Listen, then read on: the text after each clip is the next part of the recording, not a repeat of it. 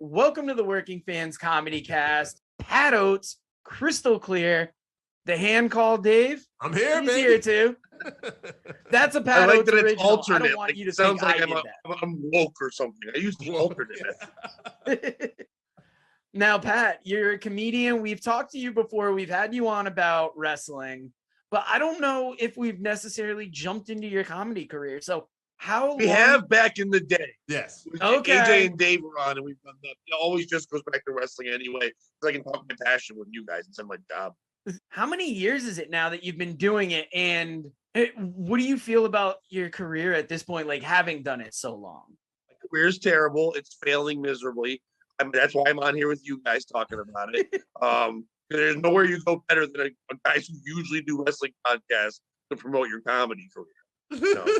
I'm also going to go on a Dancing with the Stars podcast next to talk about it as well, because why not go, please? No, I've been doing it 15 years. I love it. It's the only thing my personality's ever fit into. I talk about this on stage in my newest hour, but like my personality isn't like Larry the Cable Guy. I'm not a character. I'm just an asshole who likes to make fun of things all the time. My ADHD and my weird shit makes me make jokes when I'm not supposed to. It's lost me jobs. It's gotten me divorced. It's gotten me thrown out of schools, but it's helped me make money now. So I enjoy it. Wow. And that's one thing I know Dave connects with a lot of times, not on the divorce or getting thrown out of schools. Well, no, the divorce, I've been there too. But the ADHD and being able to thrive through it, is that something, do you find it gets easier as you get older, or do you just understand better what to do?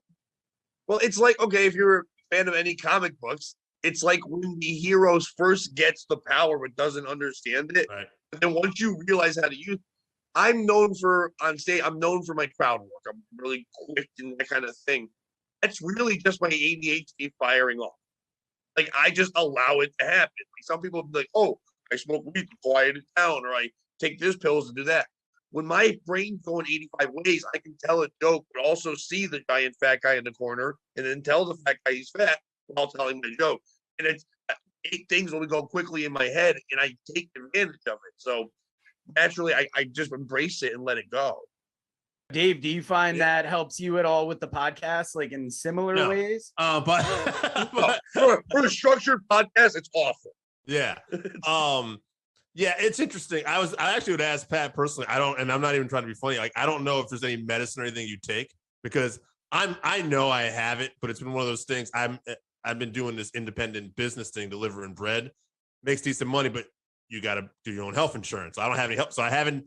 The last few years was when I've really realized, like, oh, okay, I'm fucking different. I get it. And I thrive in certain things, and I have a really great source. But like when you're talking about there, like how you're able to like connect all 85 things almost at that time, that's where I'm not quite there yet. So I was wondering, is there something that helps you with that, or? Well, no, you just get so used. Like, okay, so you know there's something going on. You know 8 things are firing. Right. Basically, if people don't know, even though they all know the terms, I was explaining to it years ago. I got diagnosed as an adult, obviously, but a therapist said to me, ADHD is basically, if you are into something, you are hyper into it. Like wrestling, you love it, so you'll be super focused. You'll know everything about it, almost Rain Man style. But if something bores you and doesn't get your attention, you will, like a dog looking out the window, look for something else and not pay attention. And then the therapist goes, here's a book on ADHD. And I laughed. She's like, what? Why are you laughing? I go, you just gave me the most boring thing ever to focus on after you told me I can't focus on boring. I'm not reading the book. If there's a movie with DiCaprio, I'll watch it, but I'm not reading the book. She's like, I guess you have a point. So once you realize that like all those things are going to be happening, you set up your focus on the things you like. So I'm talking about my jokes on stage and having fun. Yeah. That's where my focus is going to be strong. But if I look off somewhere and I see something that distracts me, I don't get nervous or go, hey, focus, or get upset about it. I just allow myself to be the dog looking out the window, see that thing, but now write my jokes open-ended so I can come back to them and it seems seamless. That's awesome. Yeah, no, I've definitely had that moment too, not to make this the ADHD podcast, but where I've had friends like we're talking to me like stuff like important things about like our taxes and our businesses. And I'm like, bro, I know it's important. I understand what you're telling me. But when you start talking to me about this shit, my mind's immediately thinking, what am I going to eat tonight? I have, like zero interest. And it's impossible. That's why you need sometimes other people to do that shit for you. It's okay to admit it. Like, hey, I can't absolutely. do this thing. Can you help me with this? Like my taxes, I go to a guy because it might cost a couple bucks, but he can do it and I'll get money. That same guy, my tax guy now will say to me, I could never go on stage. I'm like, I could never do math. So like we're both having problems. You know what I mean? Right. Like, yours makes way more money than mine. So you got the better power, bro. Now, one great thing about your comedy career, it's giving you a chance to get on the radio. And that's something I see a lot of weekends. You're popping up on the radio. You're taking pictures of the Chaz and AJ. How does it feel? Not AJ Strange Brew, but how... I avoid pictures with him at all costs. How is it that, like this passion of yours leads to this other opportunity? And like, how great is that? Because we got the same thing. Like we get to do wrestling commentary just because we do a podcast. And it's one of those things, you show up, people like what you do. They think you can do something else. And then another opportunity opens up. The same thing. And it's you guys have realized, it's people overthink it. Right. When you first start doing something, you start to think, oh, I'm in this wrestling thing. So I in 5 years, I want to be working for AEW or I want to, or even like NWA or something like that. And you build this goal and you set up this door that you want to be open and you ignore every other door. But when you just work on the passion, doors just show up. Right. You don't even know they existed. I got to be on the radio because a couple of years ago, a comedy booker booked me on a roast of a radio personality for that station. I didn't know them. I was just hired to do it. I did the roast. I shit on the guys there. They liked me. The general manager goes, hey, would you like to be a guest on the morning show one time? I'm like, sure. So I went on. They liked me. I started being a regular guest. I enjoyed being on the radio. So I did what most people should do instead of like crying, complaining about, I don't get this, I don't get that. I saw the general manager and I said, hey, man, how do I get on radio? And he's like, oh, you want to learn it? I go, yeah, I'd like to learn it. And he goes, I'll hire you part-time. You teach you the radio part. You just do weekends and play music and learn radio. Okay. I just took that job. I do it once in a while. I kept being a guest on Chaz and AJ. And then they were like, hey, we like you as much as a third mic. So now, starting this year, I'm now on paid to be the third mic twice a week on the morning show as well. So I get to be on from like 4 or 5 hours to be there, also doing the weekend stuff and turning it into more stuff because I asked. Right. Everything I've ever done, comedy, TV, most things are because I went, hey, how do I get this? Can I do this? Yeah. And usually people go, okay. And if they say no, I'm like, all right. And then they don't do that. I do something else. Yeah, it's amazing how those opportunities will come. It'll be, somebody will like you and it's like, oh, can I do this more? And they're like, you want to? And it's like, why wouldn't I want to? Well, not even that. It's because you just asked, because everyone else is sitting there going, well, how come Joe gets these things? I don't get these things. Well, did you ask? Right. Yeah. Well, I asked after they got it. Well, they got it. Like, yeah. But you could also ask about something else too. Like, I'll help some comics get on the radio every Friday they have a guest. And then I'll see that guy going, well, I hope I get to get a full-time job. I go, well, I mean, I have the job. Like, yeah, something else might open up for you. But like, because you did it once, it isn't just one time that it happened. It's about putting the work in and doing it. But also, what I like about all this stuff, and you guys must like too, when we're doing shit like this, it's nice to be like indicated. It's nice to have someone else go, hey, you guys do know what you're talking about with wrestling. You guys do understand how to do this or that, whatever. So yes, we'd like to take that talent you have, you recognize it, and even if it's not a lot of money, it's that recognition of you're good.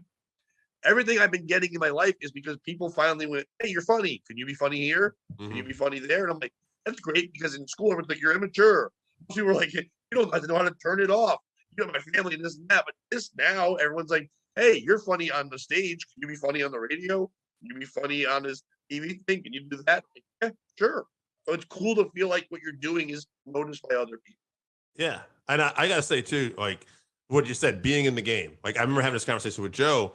And Joe, I remember you said this to me. You're like, I did not think we'd be doing commentary. I did not think we'd be doing commentary. And I remember I said to Joe, I said, I kind of thought we might, because my mindset was the podcast industry is very oversaturated, and that's okay. I'm not doing it just for that. I'm doing this because, one, I like it, and two, I think other shit might open up. And like you said, being in that game, right? Just having those opportunities open up. It's such an important part of this. Most commentators become that either because they're part of the event, like a former wrestler or a former basketball player, or whatever.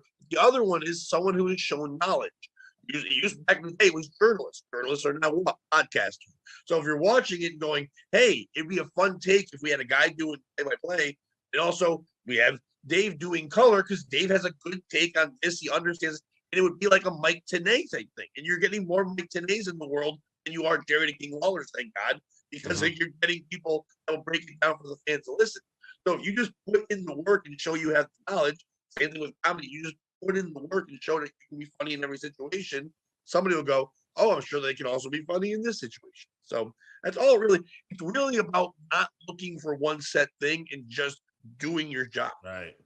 Yeah, going out there. I've said it a lot of times. If you just show up, do what you are supposed to do in that role, be a good person, almost anything can open up to you. Well, especially with white privilege. I think the key is that we're all just white men and we get everything. So that's the key. No one's going to hate this speech. Do you still have the podcast about the retail jobs you've had and stuff too? Well, speaking of getting fired from jobs, I am no longer working retail because I wasn't supposed to make jokes about it on stage or on podcast. And that's where the album has come. Because during COVID, when comedy really slowed down, I couldn't make money, I had to get a retail job. So a buddy of mine got me that, and I was doing everything there, was trying to get comedy again. But then, unfortunately, it did happen where they were like, hey, you have some jokes here, like what you're doing, this, that. But it was a blessing in disguise because I was getting to do less comedy the first time in 15 years. I was starting to think, okay, I'm at a certain age where, quote unquote, some people wouldn't think I made it. So maybe I should have this job where I actually pay bills and be responsible. But I was missing that outlet. And once again, with anyone ADHD or any other things in your life, if you don't have that place to put your stuff out, like you guys have the wrestling podcast and things like that. I have comedy and radio and these things where I can have an outlet to feel better. If I don't have that, I feel stifled and weird and not myself. So when I got I'm like, cool, I get to jump back into comedy. So I started taking older stories I had, things like that. Plus, my big closing jokes now are about working at the retail store. Now I can do it all the time. And so I was let go in May. So starting in July, I started building this hour. And now I'm recording in February. So it's came together real quickly. I've been nailing it, banging it out, and I just love where it is. I'm very happy with it. But more importantly, I love creating jokes. So whenever I record an album, it's not about like, oh, look at how much work I did. I like having a funeral for my jokes so that I can send them off and then make new ones. Nice. Now, but I want to get into the album more, but there's a couple things you brought up that I'm getting sidetracked here. I might have ADHD after this now, but you talked about working retail and not having that outlet. Did you find it stifling, and was it almost like an existential angst going to work, knowing that you're a better comedian probably than you are a retail worker? Oh, fuck yeah. So like, what is that? How did you deal with that? Did it get to a point where it's like, fuck, why am I doing this? Or did you just I knew why I was doing it. I had no money. No, but seriously, that was the motivator was that. Also, when I first started doing it, it was at the beginning of COVID. I got the job in April 2020. COVID happened. So like, there wasn't places for me to go for a while. And I was just a temporary employee. I worked hard like I do with everything else. And I wasn't expecting to get anything moving up. I realized right away I was working with a lot of people that were just young kids who didn't give a fuck about the job and just had it because their parents needed them to get a job. And a lot of other people were happy just staying home. So nobody was like really applying for shit. Nobody wanted to be out there during COVID, an essential thing. So I'm like, if I just try a little, I will move up and I can make more money.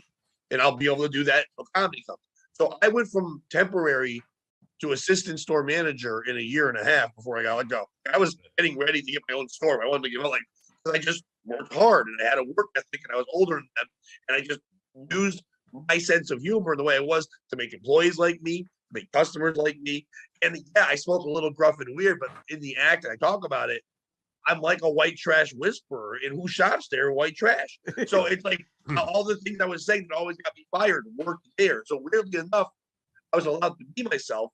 they all knew I was a comic who was also doing that. Like once in a while, I'd still go on the radio and I would record it at home, like my part-time thing in advance. So I'd be at the store and somebody go, "Well, just in my car. The guy on the radio sounds like that you right now on the air." I'm like, "Yeah, hold on, I have to go in the back and continue recording." And I would just like I'd stand back there and pretending like I'm live from Big Lots, and then come back. And like, wow, that's crazy. We have a studio back there. But no, long story short, I just knew that I would one day try to get back to it. But even if I didn't, I was I'd recorded a couple albums. I'd been on a TV thing here or there. I'd been on radio. I've opened for big people. There's a lot of cool things I had done in my life. And my whole mission in life is to make my obituary cool. That's kind of how I live. Do a lot of fun things and have fun. So therefore, if I did end up not doing comedy full time again, I'd done a lot of cool stuff and I was kind of happy with it. So I'm like, if I don't ever do it again, I'll have to find another outlet. So I kept podcasting and doing other things to have those outlets, at least some creativity in the part-time radio helped a little. I was missing the comedy, but I was also happy with what I had done. So I wasn't like mad at it. You know what I mean? So it made things easy. Gotcha. Now, we got to ask, and I've played Where's Waldo enough. I see Roddy Piper in the background there. And we've had you on before. Let's not act like this is the first time we've talked. Big wrestling fan. That Bloodline storyline coming out of Royal Rumble. We got to get your thoughts on it. Well, it's been the best storyline. I know people are trying to compare other shit. It's the best storyline for that length of time ever. It's better than Hogan Macho. It's better than anything that's ever had a story. Because like, there's been better rivalries because he doesn't really have a rival. Like the Bloodline is just dominating. Roman Reigns is just the greatest. It's like you can compare him to the other people. Even in Hogan's time, it wasn't the dominance. Hogan always kind of.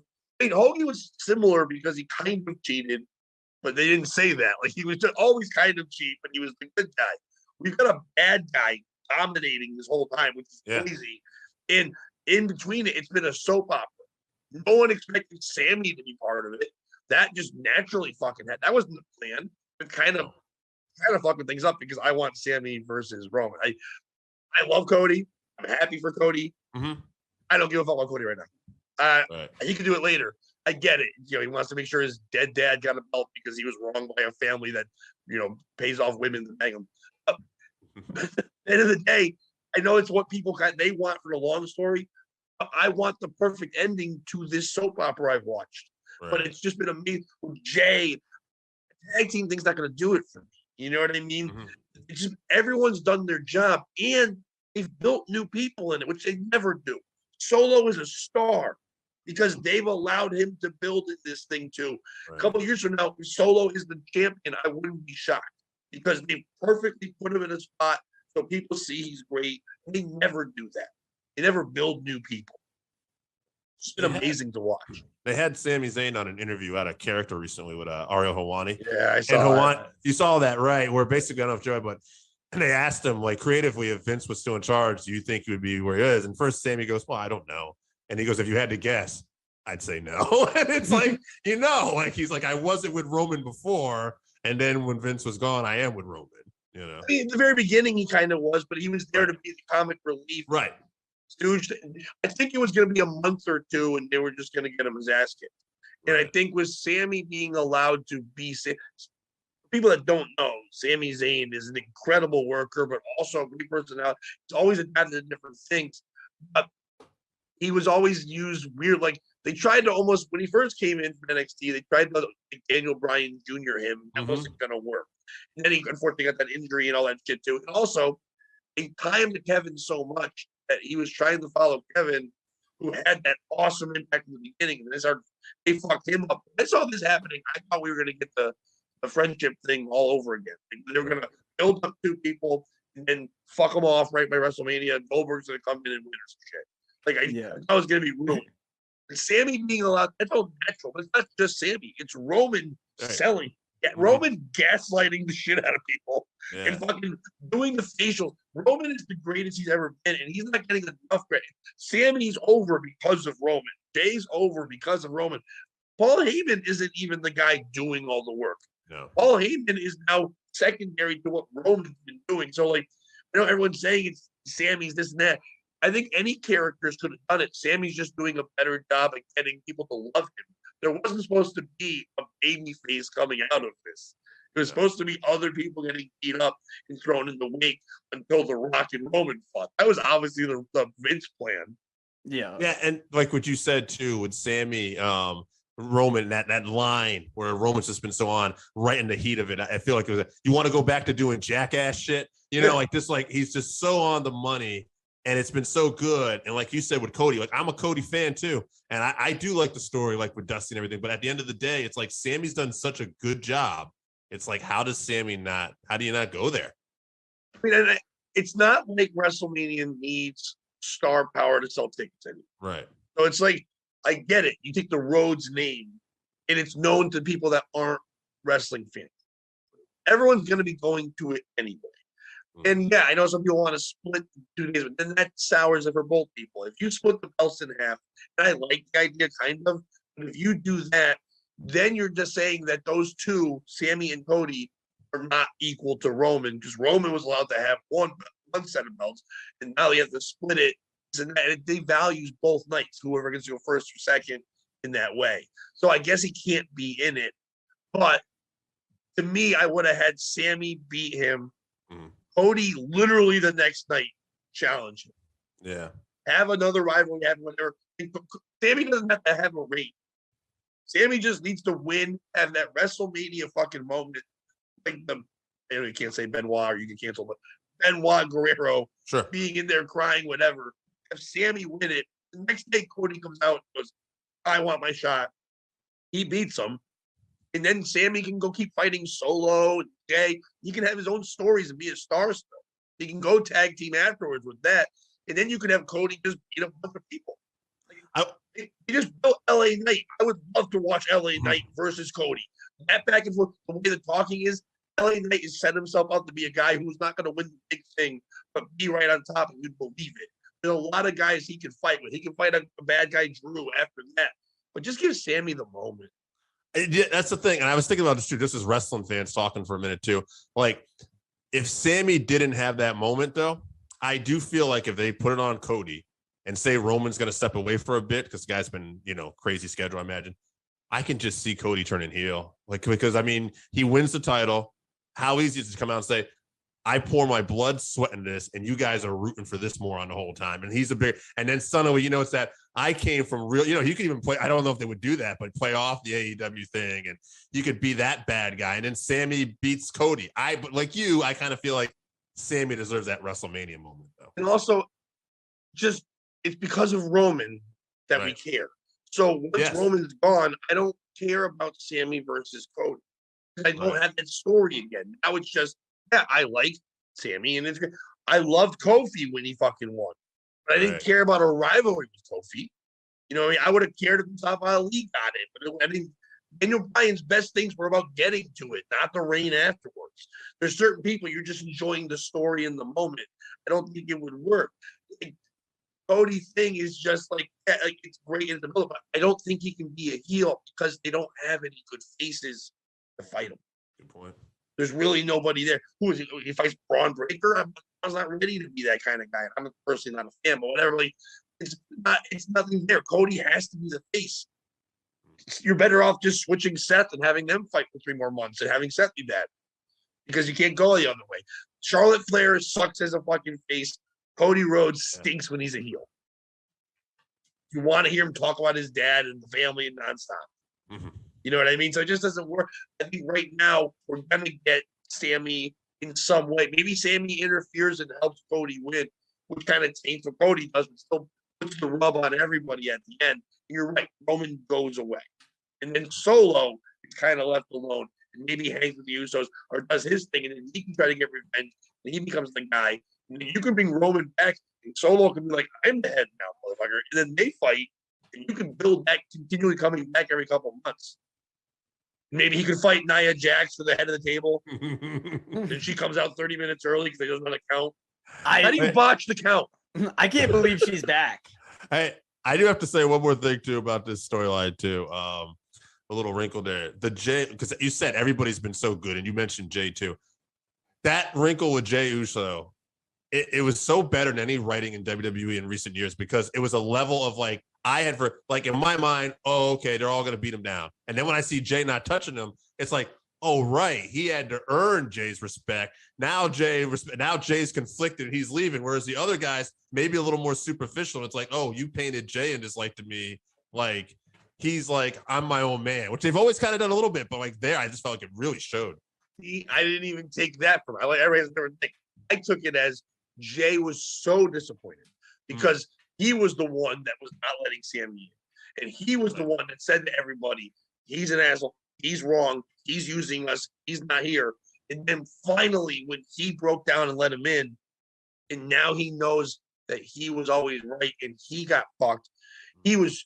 Everyone else was mad. It's like the old parent thing. I'm not mad, I'm disappointed. Right. He was too disappointed and too hurt to even fight. I don't think Jay's gonna come. It could be that way, but I don't believe Jay's gonna come and be like, Sammy, I still believe in you. I couldn't hurt you. Right. I think you can have them fight one-on-one. And you got to do it early. You got to have Sammy fight Roman now. You got to have Owen still involved. So there's all these pieces that if you don't make the tag team thing happen, what they don't really care about. But like, I like that Jimmy is like, yeah, fuck this. I do what Roman says. Solo's like, I do what Roman says. Jim, like you said, Jay's always had that kind of, like I'm my own man. But also is just like, fuck, I was right all along. I can't even deal with this. I can't even be involved. I don't think he was like siding one of them. I think the Roman will call him out because now he's got to like do up the way, and there will be friction there. You still need somebody not 100. You need them falling apart. So at the end, it really is Roman versus Cody, so Cody can win because as a group, no one can beat them. Yeah, but the reason we're having you on today, February 17th and 18th, City Steam Brewing in Hartford, the album recording. We wanted to talk to you about that new album, have you on for it. How's it been like getting this album out? You said earlier, this has been an accumulation of the last couple of years coming out of retail. Well, what's your process for an album? Like, how do you decide when you're going to start? And when do you feel the jokes are ready for a recording? Well, this is my third one, but this is the first one I'm doing with an album. So I've done two, one in 2018, one in 2019. I was going to do one in 2020, and all this shit happened. I didn't really have the plan. I just kind of like setting a goal and becoming other things. I like setting goals. So I'm like, instead of just, a lot of guys just like to do comedy and then like, whenever they're like, someone approaches them and says, you want to record a thing or do whatever. They're like, yeah, I guess I'm ready. I'll start putting it all together. I like building themes with things and making the whole thing work out together. So for me, that's a motivator just to go, okay, I don't put a timeline on it, but go start building a thing that can become this cohesive story, kind of, if you will. It kind of all works together, but also can stand apart on its own. So I just look back at what I'm feeling. And my first album was a lot about me first getting divorced. I was divorced for a little while, but like having younger kids, about them, about like figuring out to where I got. The second one was more about things that I had gone through, like pains in my life, and like the actual divorce and things of that nature. This new one is about, because I thought about it with comedy. It's like my theme is I've always been this guy that my personality never fit in, and then weirdly enough, I go through all the stories how I was younger and my dad would have a weird sense of humor with us. And that's why I say a lot of the words that are cancelable and bad and stuff, because they all just been stupid in the 80s, and now they're also trigger words. So it's like I'm making jokes about that, moving through that, and then getting to the point where when I should have failed the most, working in retail, a place where you can't have this personality because retail is so trash, and the people that go there, weirdly enough, I shined with it. And all the crazy things I was doing that should have got me fired and kept getting me moved up until eventually got me fired. So once I saw that they all had a theme, I'm like, oh, let's put it together. And I had a buddy that works for a label, and I was kind of like, hey, I've got this idea for this thing, and he ran it by his boss, whatever, and they're like, yeah, we would love to do that. So I said, okay, I'll set a date. We set a date. I hit up the guy who booked City Steam, and I was like, can I get a weekend? He's like, fine. So that was basically it. So once again, asking questions. Can I do this? Can I do that? Give me a goal. Let's do it. So I've been running the hour, do the thing. Everything's hitting. I'm ready to record it. There's no worries about how it's going to go. It's going to go great. I'm already writing new jokes for once it's done. so I can start working on new shit again after that. So. That's awesome. It sounds almost like coming out of retail has inspired you to go harder at your craft. That's how it's almost like across. I lost my job and I need a way to make money. Let people know the information all about City Steam and where can they find you, and we'll end on that.